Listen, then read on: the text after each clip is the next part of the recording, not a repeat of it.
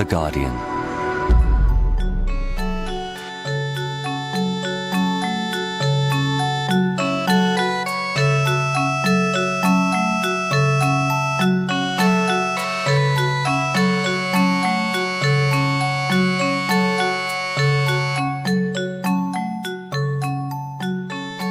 Hello, I'm Claire Armistead, books editor of The Guardian and Observer. This month's guest is the multi-award-winning Ian McEwan. Amazingly, it was the very first time he's been to talk to us, even though he won his first award way back in 1976 for his short story collection, First Love, Last Rights, and the bestsellers have flowed ever since. He's been listed for the Booker Prize no fewer than 6 times, winning it in 1998 with his novel Amsterdam. But we've asked him to talk about his latest novel, Sweet Tooth, in which a young university graduate is recruited as a spy in the 1970s. It's a cleverly constructed piece of work, which host John Mullan thought was even better on a second reading. But he asked, do authors consider the second-time reader? I think all of us novelists live to be read twice. I mean, that's what we most want. And novels are long. And it seems like the world is just unfolding like tarmac coming towards you in a long drive. Second time round, for books you like, those are the real reading pleasures, I think. You start to see how things are put together, how things anticipate one another. In this case, I didn't have clear in my head until about halfway through the precise way in which I was going to deliver what I already knew. I thought maybe I would have Serena separated from her lover and go to visit him when he's an old man. But the thing really structured itself at that point. I mean, given that one is working very, very slowly. And I'd long had this ambition to end a novel in such a way that some story takes place, is implied, and it's not written. That there's something else completely contained within the last few sentences that imply a story, and in this case it's a 40-year story. The fact that you are reading this last chapter, the fact that Serena therefore implicitly has allowed it to be published and it's therefore in his book, the fact that his book contains things that he could not possibly know, like the IRA, MI5 relationship campaign, all inform us that she has said yes to his marry me and that they've lived together for 40 years. Yeah. And it also implies something which you take care to dramatise in the course of the novel, that she will help him write. Yeah. That she will take part in his fiction. Yes, it's a collaboration. They're going to write this novel together. He's already written it. You're reading a final draft, obviously. Yes. Everything before this letter, the novel, has actually been written by him. It's really his fiction based on what he's found out about her. Or do I cling on to the thing which I got used to? But it was her. It's her story, and I've got to know her a bit, and I've got to kind of be intimate with her. And it felt first time round as though I wasn't sure I wanted to relinquish that. Well, it is essentially him. I mean, I hope that the prose of his letter is just a little different from her voice. Yeah. Slightly wider range, maybe slightly pretentious even. Because this is also a novel about reading, and they are two different kinds of readers. They each embody two elements that I hold dear. One is that I think without curiosity in a book, in its opening pages, one is lost. It's very, very hard, unless you're a reviewer, to push yourself through 350 pages. Unless there's some curiosity about something or other. And it could be on any level. I'm not just talking about simple mechanics of plot and what happens. But then there's also the pleasure that Tom takes in a kind of recursiveness and a verbal surface, and the range of writers that he adores, she detests. And I thought that Sweet Tooth would be the novel that they would both love. So she insists that there's no good novel unless it ends with a marry me. And he insists that we live in postmodern times and fiction must be aware of its own machinery. Yeah. But, I mean, I don't think you can write the self-conscious, postmodern, recursive fiction unless you have some meat, the kind of meat that Serena loves. And in this case, it is the cultural Cold War, which I think also has elements of this recursiveness. If you think, for example, of the CIA and the vast amount of money it spent from the late 40s onwards, persuading mostly left-of-center European intellectuals that it was not the Soviet Union that was the powerhouse for art, but the West, principally America. So the CIA funded orchestral tours by the Boston Symphony Orchestra, exhibitions of abstract expressionism, a festival, if that's the right word, of atonal music in Paris in 1950. And then, of course, Encounter magazine. Here was a case of the spy agencies, the intelligence agencies, penetrating the life of novelists, artists, composers. Nobody knew that the CIA was paying for this. When I was thinking about this novel before I started writing it, was what would it be like for a spy to go and recruit a novelist to her cause without telling him who she worked for, and at the same time, he as a novelist, a professional spy, if you like, to spy on her. And where would this bond of mutual surveillance take them? Because aren't lovers, when they first meet each other, in a sense like spies, mutually thinking, well, is he, she the one?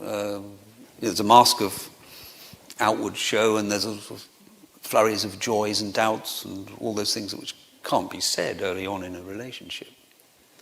So I wanted a plot that would give Tom Haley his maximal satisfaction, but it needed to meet all of Serena's needs. Yeah. There's an attraction in having a spy deceived by a novelist. After all those years of the Cold War, which were my formative years as a young adult, there's another matter here which fascinates me, which is the way organizations always want to get bigger. And the people who run them can't even tell you why they're embarking on this particular thing. Because the more money you have from the government, the more money you'll get next year. If you don't spend it, some other department will get it. Then you get bigger and bigger and bigger. And so we create institutions that have a life of their own, which no single individual working for them could ever justify. And in fact, the starting point, the Soviet Cominform, which was their arts organization, managed to hold a conference for world peace in New York in 1949. And lots of fellow travelers, and with a very respectable, Lillian Hellman was one, lots of American writers, crowded into the Waldorf Astoria, huge convention hall, 1,000 delegates. Shostakovich was there on Stalin's orders. He dared not go because it would have been a death sentence not to go. There were many American intellectuals, and from the West too, who felt, well, it's a bit odd, only a few years ago Uncle Joe was our friend, and now we're being told that he's a demon, and they weren't fully signed up to. They thought that perhaps the rumors of the gulags were maybe a little overplayed. And then there were upstairs in the hotel, on the 10th floor, in the bridal suite, the most expensive room, about 40 other American intellectuals of the left, the democratic oppositional left to the Soviet Union, who were writing scathing pieces about this conference and how it was duped and it was ridiculous it was happening, but penetrating analyses, and they were devising embarrassing questions to ask Shostakovich when the session came around, and also informing the press. And all the time, the Waldorf were bringing up hamburgers, and it was a great success. The conference failed dismally. The American press were very scathing about it. It turned out that 10th floor suite was funded entirely by the CIA. And the best people to criticize the Soviet Union were ex-communists and democratic socialists. And that really set the tone for years of bad faith in which people suddenly found that they were flying first class to a nice conference in Berlin to speak about things that really mattered to them, not knowing their tickets were paid. So, yes, an extraordinary period of bad faith. So reading this, I thought, well, wouldn't it be nice for a novelist to have his revenge on this process? So, you do it by you have to create you talked about Serena's voice. You have to create a narrator who is a woman of her times in a way, and who is quite a kind of free-thinking person in a way, but stands against the temper of her times. There's this other matter which I'm occasionally taxed with. People say, well, I always thought there was something wrong with Serena. She didn't really sound like a woman to me. And then when I got to the end, I was so pleased.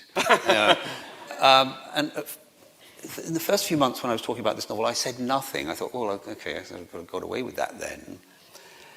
But in fact, I wonder if there isn't a bit of sexist assumption that you couldn't have a heroine who could solve an abstract problem ahead of her novelist lover, like the Monty Hall problem, for example, which is some people get it straight away, that problem of the boxes and the probabilities, and other people can't.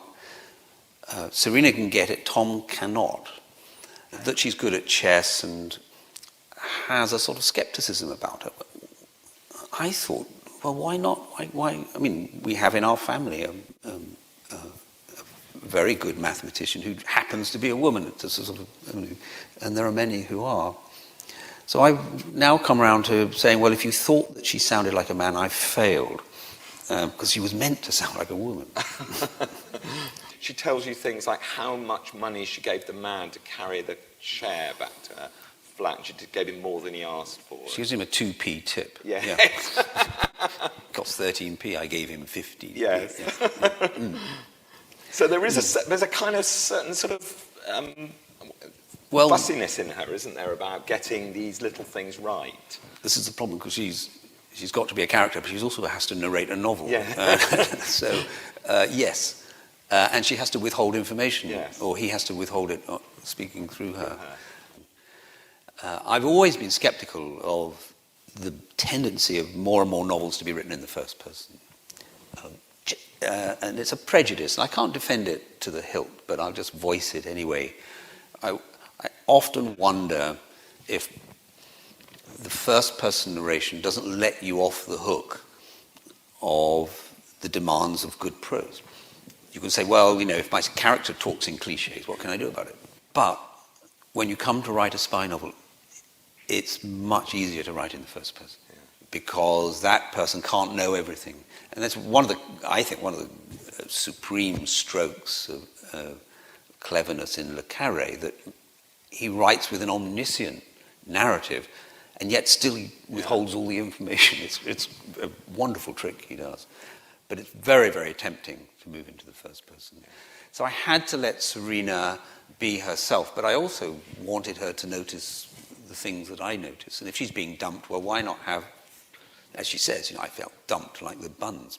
And it's clear, and they say you read novel, and it's clear none of them has ever read a novel. It's amazing. You can get through life and be a sentient being without reading a novel. It's the case. And one of them says, doesn't he, of course it's very, very difficult to tell what a person thinks from reading a novel by them. As this is a kind of little bit of a puzzle which might eventually be cracked. Well, that's why you need to choose a novelist who writes journalism, where they give it all away. Don't we constantly meet people who never read novels? I mean, and they seem perfectly all right to me. Not complete idiots, get their information about the world in other ways. Tom, late on in the novel, although he's talking about short stories rather than novels, his own short stories, and he explains to Serena, doesn't he, that in some way, if you're ingenious enough and if you know enough, the opposite of what the MI5 chap said is true, that all these stories she's read were all stories about him, actually, and his novelistic ambitions. But they also reflect on her fate, too. Yes. So there's all that. I must just tell you something about Tom Haley, an academic working at Sussex, an expert on Spencer, is that when I handed in the draft to Random House, he was called Tom Healy. And just before, and so we've gone through all the editing process, and just about, the presses were about to roll for the hardback, and someone discovered that there was an academic at Sussex University, specialist in Spencer, called Tom Healy. Yeah. And I said, no, I'll just change it, because I knew it was exam time, it was early June. He might be away, he might take weeks to read it, he might not be someone, if he's interested in Spencer, read novels, for all I knew. So I changed it to Haley. And then the following week, I went down to Sussex University because I was being awarded a prize, a medal. It was 50th anniversary of Sussex University last year. And who was doing the award? Tom Healy. And I broke the news. I said, I can't believe it. He was going to give a little speech. And when I told him, he said, oh, I would have loved to have been in it. But it was too late. It was too late. Oh, well. Well, maybe I could ask you about real people, actually, because the real people... I mean, it's a nice irony, because, of course, the novel does have real people in, and... you're not the first novelist to have real people in their novels, but the real people here are real people who aren't just in the background, people like William Golding or whoever, but they're people we meet, people who come, and people whom you've known. So there's Ian Hamilton with his glass of wine in the pub in Soho, and we meet him, and he speaks, and he plays a certain part in the story. And your own publisher, Tom Mashler, he's in the book. That, obviously, lots of people remarked upon this. I know, some people were very annoyed. Well, they were. They were really cross. And I even thought, rather feebly, oh, well, when the paperback comes out, I'll just change Ian Hamilton's name to Alex Muir. And, why do you think people were cross about it? It seems kind of like some in-joke, or, I don't know, something like that. But I thought, well, the principal character who really is given flesh and bone is Ian Hamilton. And I did think of just giving him some other name. Then I thought, no, but wait a minute, it's him. So why not call it him? And it is the Pillar of Hercules. It is the New Review. It was an important little place where writers used to hang out in the early to mid-70s. It was of no interest to anyone at the time. We were all right at the beginning of our careers. It was a time when actually what novelists did was of no interest to newspapers. So, it was a completely different sort of world.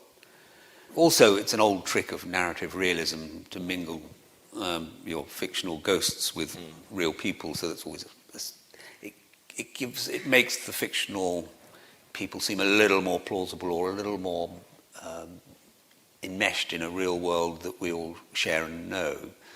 But at the same time, it's not essential. So, I got into no trouble about this in Holland and Portugal because no one had heard of Tom Mashler or Ian Hamilton. So I was fine. I was scot-free. What about Millie Trimmingham? She's the... Oh, yeah. Yeah. She was the... she's the interstitial one, isn't she? Because she's both a recognisable person but not named as such. Yes. Well, Stella Rimington has a ghostwriter. And I think that's a sort of useful kind of shadow element of this. And it could be Millie Trimmingham. There was a women's revolt in MI5 in November 1972. Because of this glass ceiling, which was extremely low, women weren't allowed in MI5 to run agents. It was amazing. Given the number of Burgess, MacLean, Philby, Cairncross, it was felt that women couldn't keep a secret. And it was generally that felt that. It was extraordinary. And Stella Rimington was the one who broke through. She doesn't write about it in her memoir, but in the unofficial history of MI5, there's an account of what's called the Women's Revolt, capitalized. high-flying graduate women, mostly from Oxford and Cambridge, some from UCL, I expect, started meeting on, and it was, I guess, at the same time of that second wave of feminism that was gathering strength in the early 70s, to organize themselves and start to protest about the fact that they couldn't get below clerical officer grade 2, whatever their qualifications or however good their degree. And what amazed me was that all their meetings were bugged by their male colleagues and superiors. And I was hoping to find a way of fitting this into the novel, and then I wrote a chunk of it, but it just, I thought, well, no, the forward motion of this, I have to abandon this. But I always feel this tinge of regret. I wanted just the last question to ask you about the very beginning, actually, the epigraph. It's from Timothy Garton Ash's book, The File, and it says, "If only I had met, on this search, a single clearly evil person." Well, first of all, to tell you about The File, Tim Garton Ash was in Berlin as a journalist in the late 70s, and he constantly crossed into East Berlin, made many, many close friends, had love affairs. When the wall came down many years later, he decided to go and look in his Stasi files. And the book, The File, which I recommend strongly, is about him discovering the number of people who informed on him to the Stasi. And so in the book he goes around confronting these people, not in a massively hostile way. He just wants to know the circumstances by which, their love affair or all the dinners and so on were, why the informant needed to do this. And the stories can be very touching. We needed to keep our child at university. We were told, he'd lose his place, or we wouldn't, my husband would lose his job, and we never told them anything significant, so on. And so he goes through all these years, some of it a surprise to him because so much he'd forgotten. And at the end of it, he works all his way up to the head, this man called Wolf, and goes to see him in a little suburban bungalow in Berlin. And to come back to what I said earlier about organizations, an organization can be doing something incredibly destructive without anyone in it being anything other than rather ordinary. And that's what I was trying to get at here. In Serena's movement through MI5, she meets no evil people. And yet the whole thing stinks. And rots like a sweet tooth. It involves an extraordinary amount of bad faith. So it's that curious disjunction between ordinary people working within organizations that have a life of their own and do socially destructive things. It's time I gave everybody else a chance.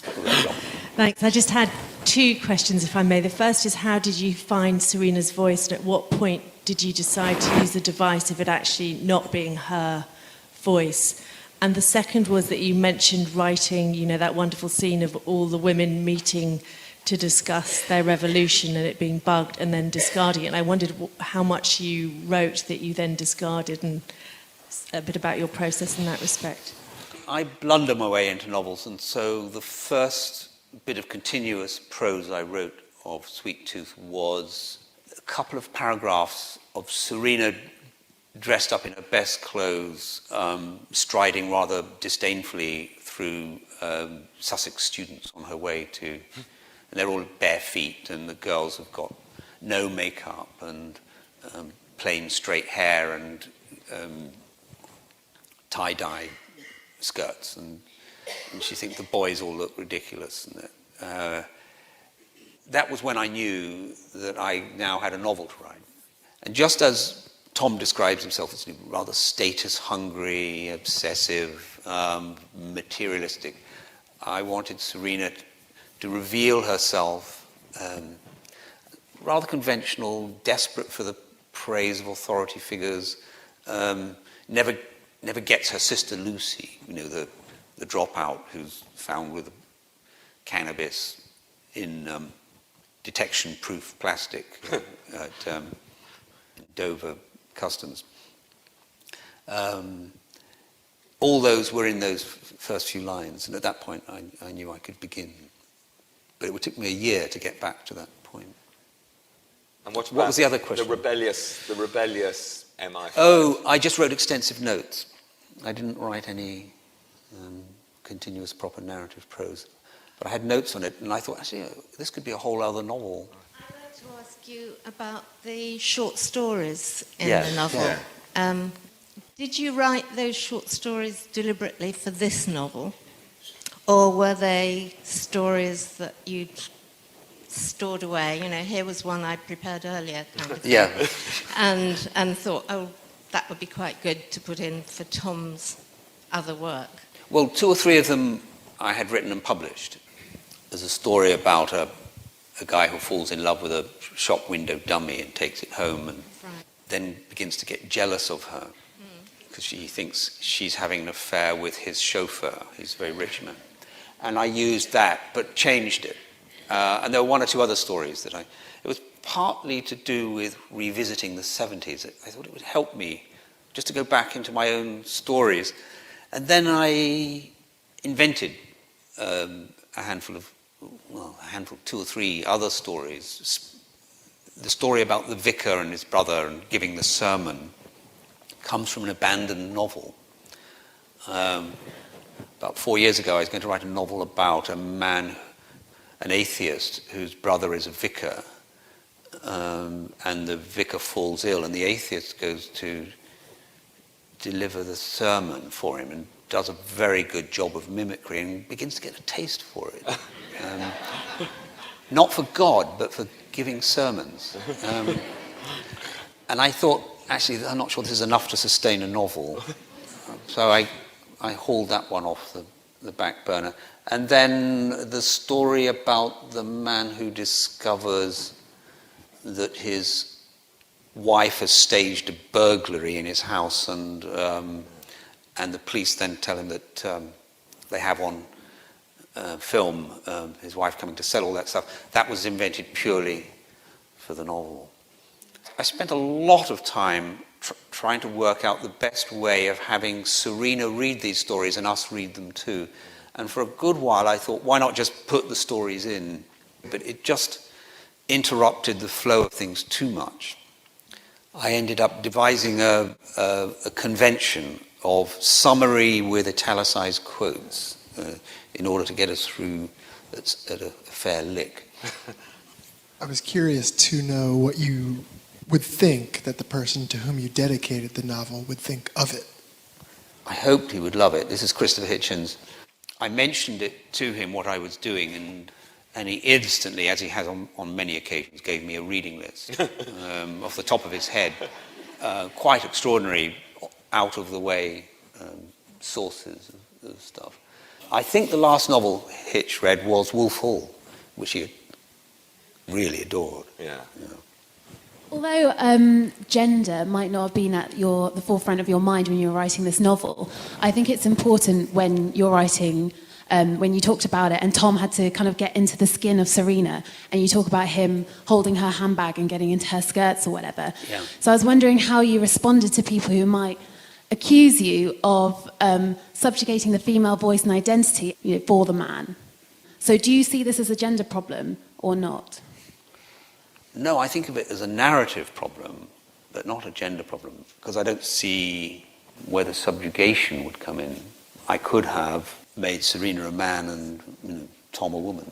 But the gender was obviously crucial to you because you said that Tom had to get into Serena's gender through her clothing and such. Absolutely, as indeed did I.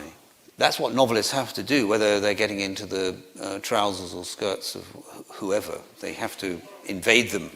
That's what we all do, I think, in all social intercourse. Empathize with others and imagine what it's like to be them in order to guess their intentions and meanings.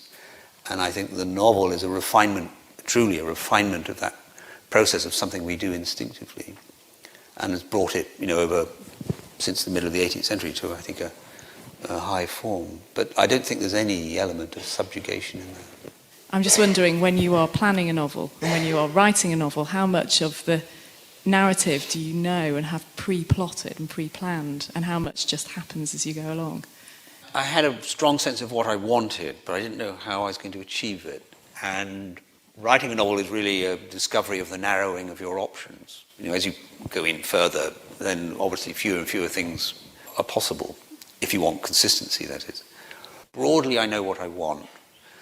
I did have a vague idea that I would catch up with Serena as an old woman, but there I thought, no, that is getting really too much like Atonement.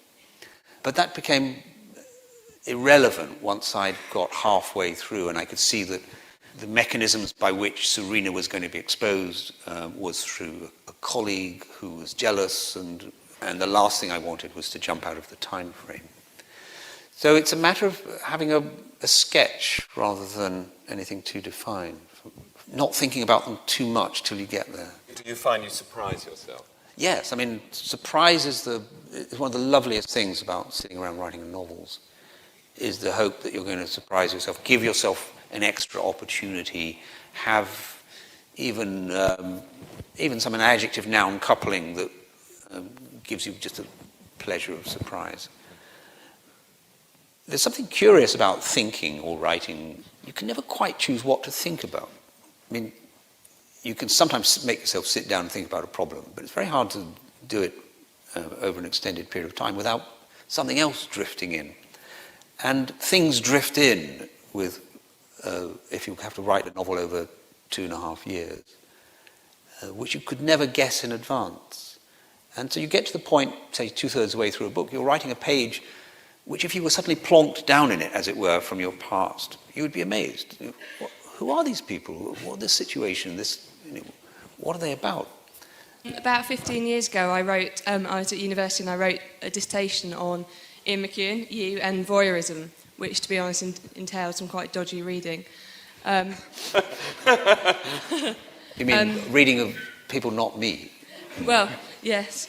And I noticed that you had a kind of, in many of your books and short stories, a very cool, detached, observant narrator, where you can observe quite intimate details, but in a quite detached way. For example, in The Comfort of Strangers, when you're inside the hotel room at the beginning, when there's two sort of unnamed sleeping bodies, but all the shutters are down and you're kind of looking as an outsider but being very intimate. Is this a method that you kind of deliberately developed, or is it something that kind of came naturally? Well, I could hide behind assertions like all novelists are voyeurs. It has to be something to do with what I like in reading as well as what I like in writing. In other words, I love writing that makes me see the scene with clarity, and I love precision. One of the writers I admire a great deal is Conrad, and Conrad, as you know, wrote that famous preface to The Nigger of Narcissus. That his task was to make you see. And that requires you to find, since you can't describe everything in a room, in a hotel room, is to find the detail and hone in on it and hope that it carries also some little penumbra of emotional weight that will serve your purpose.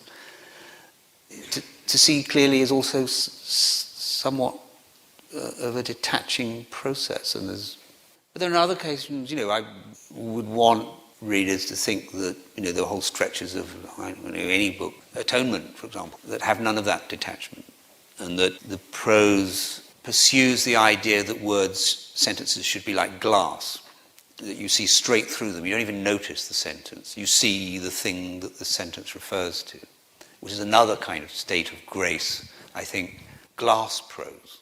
These are the two elements that I think one moves backwards and forwards between. But detail noticing, what Nabokov called fondling the details in a lecture he gave to Cornell students. All readers, he was talking to English 101 students. But I take his advice to heart as a writer as well as a reader. Forget the moonshine of generalizations. You know nothing about literature, he says to these young students. Do not talk to me of themes. I don't want to hear you talk about themes. You're not grown up enough to talk about themes. Your business is to fondle the details as a reader. And I take that advice to heart. But I fondle them warmly. Well, Nabokov also said something like, something very encouraging to academic critics, but which I think is true also of what Ian's talked about this evening. He said that if you understand the machinery of a novel, it gives you more pleasure, not less. Thanks to you all very much for coming and for your questions, for your swatting. Thank you very much, and I'm sure that you'd all want me to thank him very much. Thank you.